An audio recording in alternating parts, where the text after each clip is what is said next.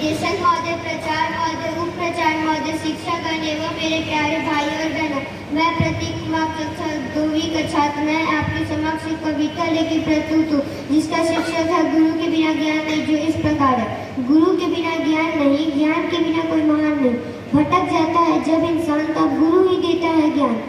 ईश्वर के बाद अगर कोई हो तो वो गुरु ही है। दुनिया को जो वाकिफ करा दे वह ही गुरु है। हमें जो अच्छा इंसान बनाता है वह ही गुरु है। हमारी कमियों को जो बताता है वह ही गुरु है। हमें जो इंसानियत बताता है वह ही गुरु है। हमारे अंदर एक विश्वास जगा दे वह ही गुरु है। गुरु के बिना ज्ञान नहीं, ज्ञान के बिना कोई महान नहीं। धन्यवाद। मेरा नाम लीसा सिंह है। मैं कक्षा 7 अ की छात्रा हूँ। मैं आप लोगों के सामने एक कहानी लेके प्रस्तुत हूँ जिसका शीर्षक है संसार में हर चीज का महत्व है, जो इस प्रकार है। एक गांव था, उसी की कुछ ही दूरी पर बहुत सारे पेड़ थे। उसमें से 3 पेड़ बहुत अच्छे दोस्त थे। पहला पेड़ था आम का, दूसरा था पीपल का, तीसरा था नीम का। आम और पीपल के लोग बहुत देखभाल करते थे, लेकिन नीम की कोई देखभाल नहीं करता। ऐसा ही बहुत दिन तक चलते रहे। एक दिन आम और पीपल ने तय किया कि हम नीम के पेड़ से दोस्ती नहीं रखेंगे, क्योंकि उसका कोई महत्व नहीं। नीम का पेड़ बोलता है तुम लोग क्या बातें कर रहे हो, तो आम और पीपल का पेड़ कहता है कि हम तुमसे दोस्ती नहीं रखना चाहते, क्योंकि तुम्हारा कोई महत्व नहीं है।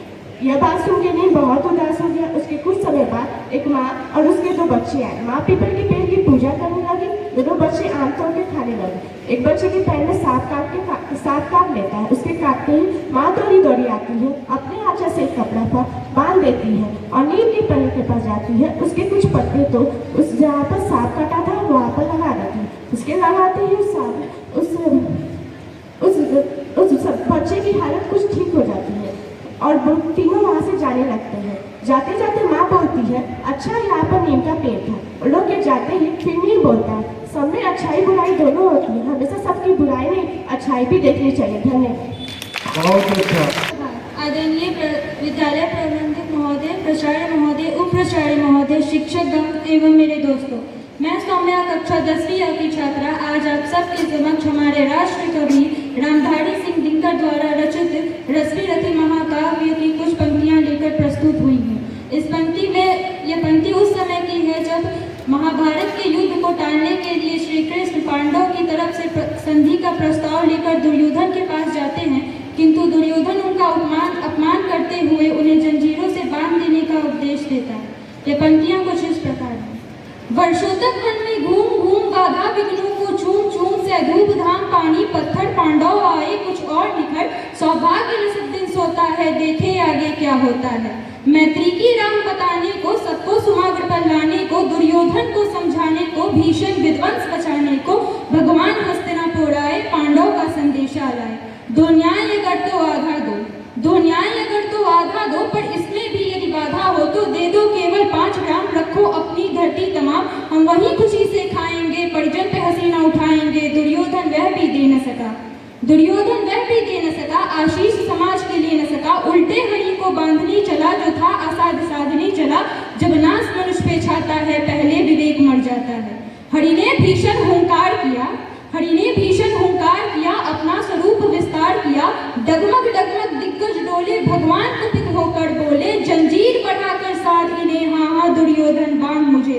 यह देख गगन मुझ में लय है, यह देख पवन मुझ में लय है, मुझ में विलीन संसार सकल, मुझ में लय है झंकार सकल, अमृत फूलता है मुझ में, संहार झूलता है मुझ में, उदयाचल मेरा दीप्ति भाव भूमंडल वक्ष सर विशाल, भुज पर निबंध को घेरे हैं, मैं नाक मेरु पग मेरे हैं, दीप्ते जो ग्रह नक्षत्र निकट, सब है मेरे मुख के अंदर, दृग हो तो दृश्यकांड देख, मुझ में सारा ब्रह्मांड देख, सतकोटि सूर्य सतकोटि चंद्र सतकोटि सृत सत्सिंधु मंत्र, सतकोटि विष्णु ब्रह्मा महेश, सतकोटि विष्णु दलपति गणेश, सतकोटि रुद्र सतकोटि काल, सतकोटि दंडहर लोकपाल, जंजीर बढ़ाकर बांध इन्हें, हाँ दुर्योधन सांध इन्हें। भूलोक अतल पाताल देख, गत और अनागत काल देख, यह देख जगत का आदि सृजन, यह देख महाभारत का रंग, मृतकों से पटी हुई भू है, पहचान इसमें कहाँ तू है।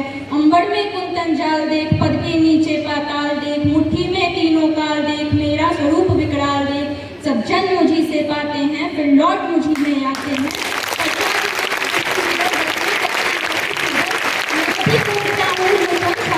चारों ओर मरण, बांधने मुझे तू आया है, जंजीर बड़ी क्या लाया है। यदि मुझे बांधना चाहे मन तो पहले बांध अनंत गगन, जो सूने को साध न सकता है वो मुझे सकता है।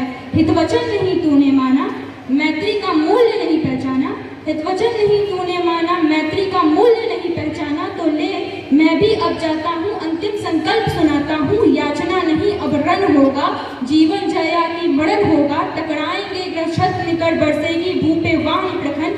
फंसेश नाग का डोलेगा, विकराल काल मुंह खोलेगा। दुर्योधन रण ऐसा होगा, फिर कभी नहीं वैसा होगा। धन्यवाद। बहुत अच्छा।